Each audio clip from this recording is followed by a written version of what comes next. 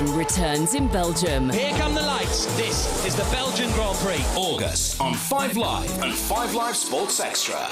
Now, speaking of August, this summer is proving to be the busiest ever for holidaymakers, heading overseas in particular. So we're going to spend the rest of the programme looking at your holiday habits, because it is easier, isn't it, than it's ever been to go to far-flung places, explore every corner of the globe. But some of us, it seems, prefer a bit of familiarity, like Barbara Johnson from Macclesfield. She's 84, and she made the news this week when she revealed that she's been going on the same getaway to Lytham in Lancashire, less than 2 hours from home, every single year since she was born, which is a really stark contrast, isn't it, to the long-haul lovers, the travel bloggers, the adventure seekers who hop from continent to continent and put it all on social media at the same time.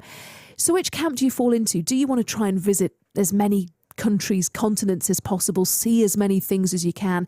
Or do you prefer to go somewhere that you know you like, where everybody knows your name, where it's familiar and comfortable, and you know, guaranteed, that you'll enjoy yourself? Well, Janet King is somebody I spoke to a bit earlier. She checks into the same room in the same B&B in Blackpool for a week every summer. You know, I mean, people always poo-poo when you say you go to Blackpool, but I absolutely love it. And often ask them, well, when was the last time you actually went? Oh, that's true. You know. Do you never fancy trying somewhere else, just for a change? Well, we do go other places as well, but every year is a must, Blackpool. Where do you stay, Janet? We always stay at number one, either St Luke's or South Shore. Both absolutely fabulous, really fabulous hotels. And apparently you stay in the same room, do you? Yes, we like the same room. They must. When do you ring up and say, "Oh, it's Janet King here," and they say, "Yep, that's lovely, Mrs. King. We know where you want to go." Room, yes, yeah. That's if we stay at St Luke's. But if we get a bit adventurous and go to South Shore, we just go where they put us in that one. Have you ever had a disappointing holiday in Blackpool, Janet? Be honest. No, not that I can remember. Probably when I was younger, there might have been. But what's the one thing that when you go, the one thing that you always do and you enjoy the most and you wouldn't dream of going and not doing? Well, we always get...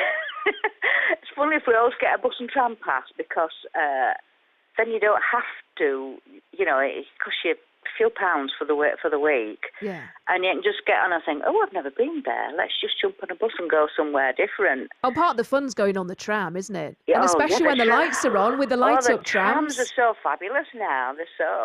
It's like being...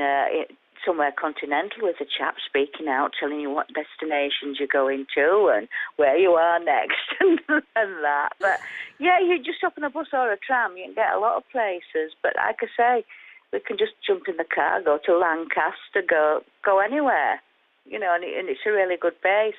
And to come back to such a good hotel and know you're going to be really well looked after, which you are, it's just great to just, you know, completely relax. Yeah, that's Janet King, who goes to Blackpool every summer. We had a lovely chat, actually, because my grandparents are from Cleveley's.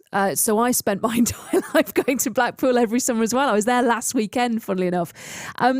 So which camp do you fall into? We were talking about this. A text already from Benno in Newcastle. It says, we've been going to the Egton Bridge Gooseberry show every year for over 20, well, in fact, longer than that. It says since the late 1950s.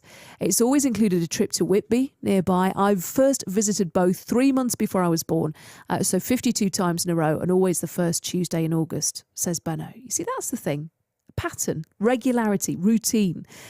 Or does that just sound awful to you? 85058 on the text at BBC 5 Live.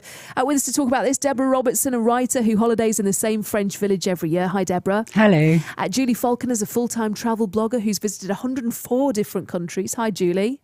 Hi. And Emma Colthurst is a travel expert from the comparison site travelsupermarket.com. Hi, Emma. Hello. So, Deborah, first of all, is this your only holiday, or is it something that you do in among other things, always the same trip? I do it in among other things, but it's definitely the holiday I look forward to the most every summer. Yeah. Because as soon as I get there in this little village we go to in France, every year, boringly, every June, always there, I'm instantly relaxed, happy.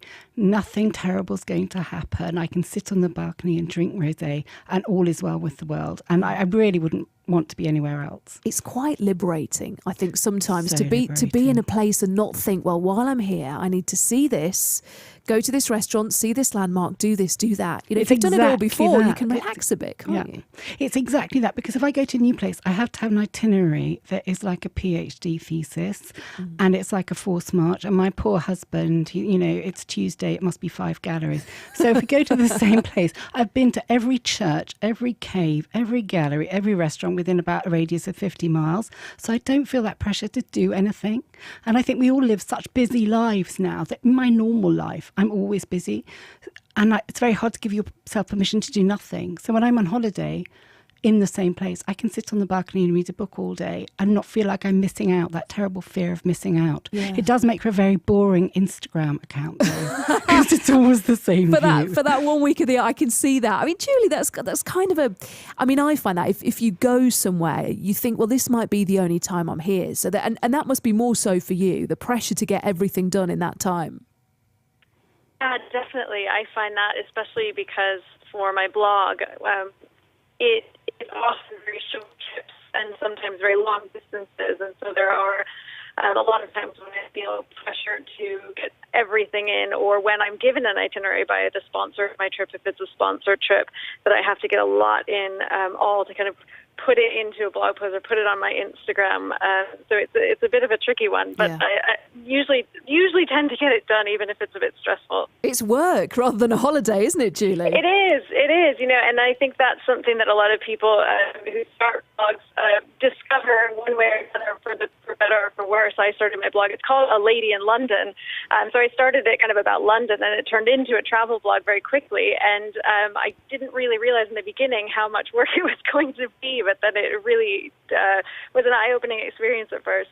Yeah, I bet it was. And Emma, I mean, how much do you find? Is it something you can draw from searches that people do online? Can you tell how many people just kind of go back and click to rebook the same place, or how many people do always look for something new? People definitely have their favourites. So Tenerife is Brit's favourite destination to go to every year. We find it never really gets off that top spot. But you do see changes. So recently, Greece and Turkey are really back in favour. And it's often price. I mean, the household budget is really being squeezed. And as a result of that, people want to know that they can find a holiday that's affordable. And I completely get Janet. I mean, it's brilliant, isn't it? Going to Blackpool, having fish and chips on the beach. But luckily, the thing is, often it's expensive to holiday in the UK. It's a fact. I mean, I've just been away in a B&B, and it's hard to find a B&B for less than 50 quid a night. And this summer, because Greece wants us back, literally, the prices have been as low as 90 quid for a whole week to Zante. 3-star self-catering for a week. So, it's really hard to get something similar. So we find... Not now the school holidays have kicked in, at least. Oh, I know. I mean, definitely, it's really hard for families in the summer to find a holiday that's affordable. But actually, because Spain hasn't sold really well this year, there are some really good prices to Spain, even now next week, which is virtually unheard of. But actually, you can get a good holiday. And Orlando, this is ridiculous, I know, but Orlando has been as cheap as £380 for a whole week in the middle of the summer. OK, it is really, really hot. But again, since the election, funnily enough, no one's wanted to go to the US. Is that true, really? The prices have really dropped. I mean, £380, flights and accommodation is just... That's very cheap, isn't it? It's cheap as chips, isn't it? Yeah. So... we're finding, people are looking for those best prices, quite understandably. Yeah. But, the UK is utterly beautiful, isn't it? Some of the best places in the world are here in the UK. You cannot beat it. Yeah. But what we don't get is that guaranteed weather. And actually, the cost of living here is ridiculously expensive, and it's cheaper. It's like 20% cheaper to go over to Greece in terms of cost of living. That can make such a difference, can't it, when you look at the money? There's some really lovely text coming in. John on the M1 says, 16 years running, 2 weeks in Southwold in Suffolk. The kids refuse to consider anything else. Top activity, the maze, perfect, says John. Jack in West Berkshire says, I've been going to the same village in Cornwall since I was 4 weeks old. I'm 30 now, still go with the parents. Hopefully in the future I'll go with my own offspring. Since we started going, a lot of family and friends have joined. And at one point, there were nearly 100 of us in the village. God, I hope you behave, Jack. It has caused me issues over the years. He says an ex-girlfriend struggled to understand how important to me the annual trip to Cornwall was. That's why she's an ex-girlfriend. Luckily, the person I'm with now absolutely loves going. There's a keeper. In fact, Deborah, even as I read that text out, it's just occurred to me, and it's only just dropped into my mind now, that there's a place where I first went with my parents, 1990, so I was about 10 years old, in Florida, a place called Clearwater. And I've been back ever since, not every year, but I've been back regularly ever since. And we took our kids there for the first time last year. And while I loved it, for all the reasons that we were talking about, I kind of wished it was what it was all that time ago. Does that make sense? That makes perfect sense, because I think sometimes places live in our memories in a slightly more perfect fashion than they are in reality.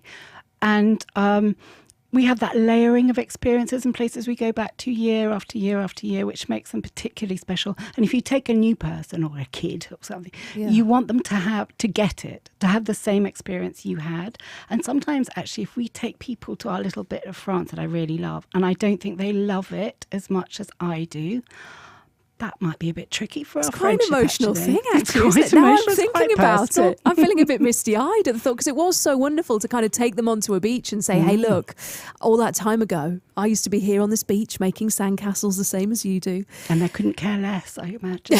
Yes, that's about right. Yeah, they were very small. They were like, yeah, that's lovely. Where's my bucket and spade? I mean, Julie, when you said that some of your trips are sponsored ones that people get you to go on, but when you choose somewhere new, what process do you use? Oh, sure. When I choose somewhere new, be either somewhere that's been on time, somewhere that a friend has come back from and really raved about, maybe somewhere that I have a friend or know somebody there.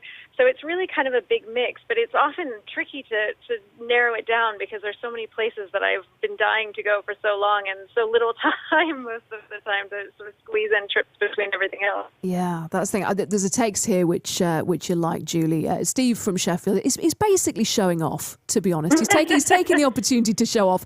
It says, in October, my fiancé and I travelled for 4 weeks with a brief one-day layover in Iceland.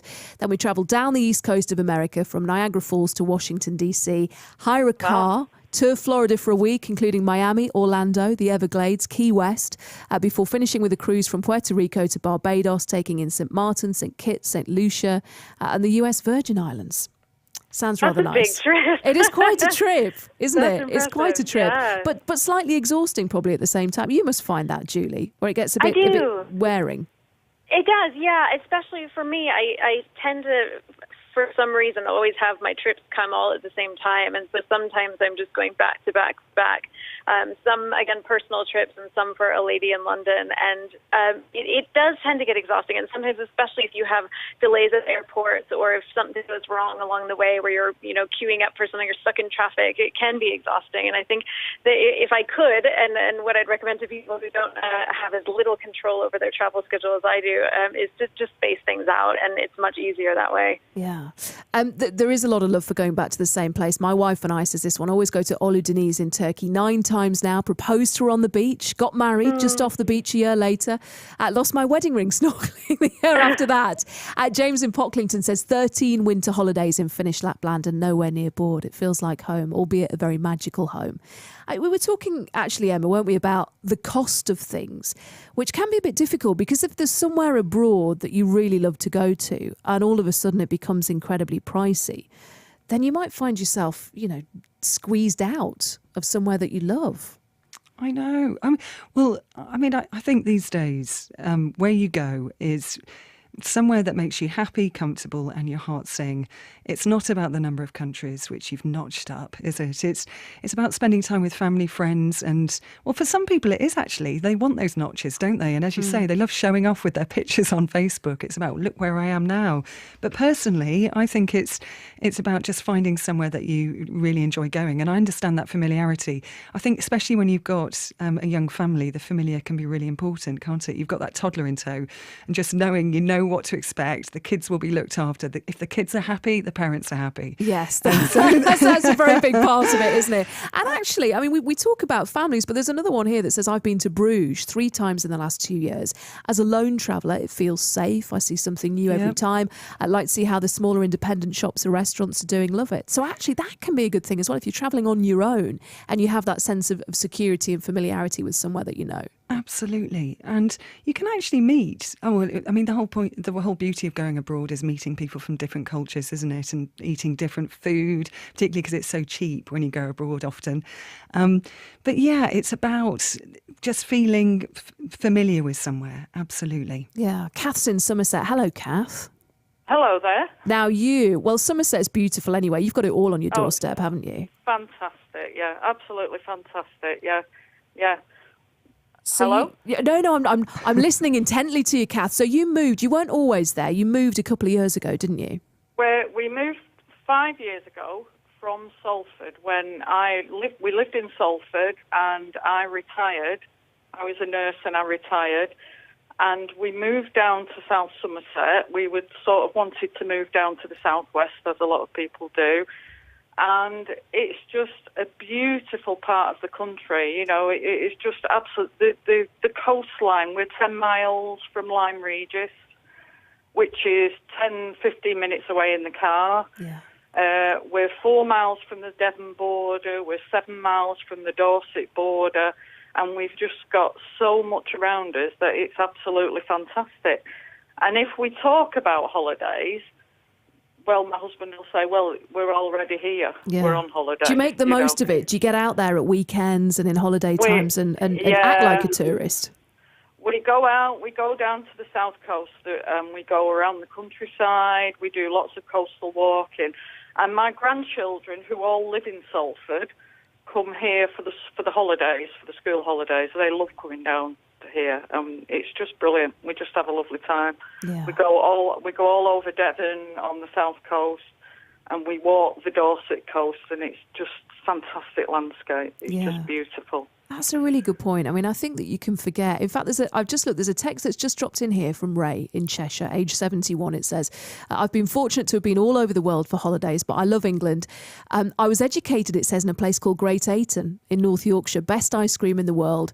Then off to Saltburn by the Sea for fish and chips. Holiday heaven. Funnily enough, I used to live in Great Ayton, and it is the most beautiful place. And sometimes I think, Deborah, you forget. I mean, we were talking about the beauty of being in a place that you recognise, but actually to see somebody text in and talk about the wonders of a place that I used to live in and take for granted, you sometimes don't notice what's under your nose, do you? It's true, because I grew up in County Durham, sort of on the edges of County Durham. Oh, whereabouts? In North Yorkshire, in Bishop Auckland. Oh, lovely, yes. And that's where my parents still live, and my in-laws live in Easingwold. So I'm in that part of the world a lot, and I have to say now, as an adult, I appreciate it so much more whenever I go back. I'm going back in a few weeks, and it's so beautiful there, and I feel so lucky to be from there, and I love to take people there, especially County Durham, because it's a tiny bit of a forgotten county, a little bit.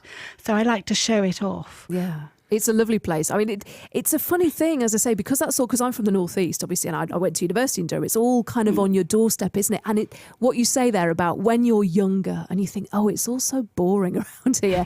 But then I was you get desperate older. to move to London. Well, I couldn't wait. And then you realise, don't you, that actually it was under your nose all along. You didn't need to go anywhere else. And Emma, how much we talked about the fact that the holiday bookings are up at the moment. It's going to be the busiest year ever for people going overseas. Just as a final thought, do you think that's likely to change, or is that the fact that it's so easy to get to anywhere going to make us continue to be as far flung as we're becoming? The package holiday is over 65 years old now. So I think it's got 65 years in it, at least more. I think it's the ease, the peace of mind. It's often, unless you book those flights the year before, it's often cheap. It's nearly always cheaper to get a package than the flight. And, that doesn't stop you getting out the hotel, getting on the local bus. I like Janet's idea, get on that tram or get to see the ancient sites. It doesn't, you don't have to stay within the hotel. You can get out there, like a village fete in I've lived in the northeast as well. Village Fete up there is brilliant in outside Middlesbrough, but so is Spanish Fiesta in Mallorca, and just seeing that as well. So I've really enjoyed that. I've really enjoyed this last half an hour. Thank you so much. Thank you, Debora Robertson, a writer who holidays in that same village in France every year. Julie Faulkner, who's a travel blogger. Emma Colthurst from travelsupermarket.com. Final thought from Sapphire in South Yorkshire says, I'll always travel to new places abroad and long haul. It's my aim to show baby boys the world. Hey, I tell you what, there could be in the next hour something great to show your kids, couldn't there, Caroline? Making history, those lionesses.